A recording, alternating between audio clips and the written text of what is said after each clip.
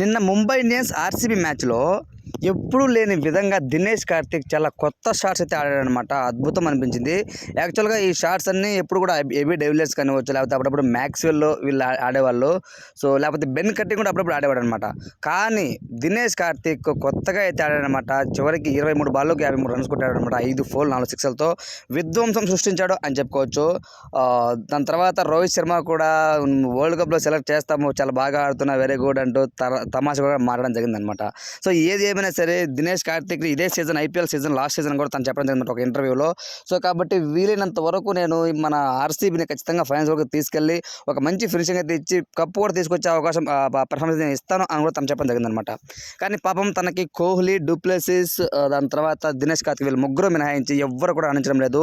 బ్యాటింగ్లో అంతో ఇంతో 180+190+ స్కోర్ కొడుతున్నప్పటికీ కూడా బౌలర్స్ అయితే భారీగా రన్స్ ఇచ్చుకుంటున్నారు అనమాట.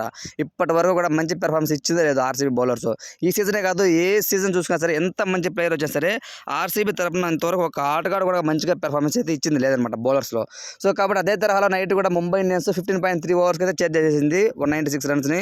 అమేజింగ్ అనిపించింది. రోహిత్ శర్మ బాగా ఆడాడు, ఇషాన్ కిషన్ మంచి స్టార్ట్ అయితే ఇచ్చారనమాట.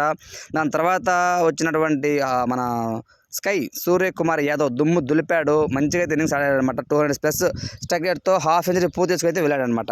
కాకపోతే ఇక్కడ అందరూ కూడా మెచ్చుకోవాల్సిన విషయం ఏంటంటే దినేష్ కార్తిక్ ఎట్టకేలకు తన ఫుట్ వరకు, తన ఆట తీరు మొత్తం మార్చుకొని కొత్త షాట్లు అయితే తీసుకొచ్చారనమాట. అరే బాబు ఏ క్యా హువా అంటూ అయితే అందరూ అయితే కామెంట్స్ పెడుతున్నారు. ఏది ఏమైనా దినేష్ కార్తిక్ ఇదే విధంగా ఫామ్ కొనసాగితే ఖచ్చితంగా వరల్డ్ కప్ అయితే ఆడే అవకాశం అయితే వస్తుంది.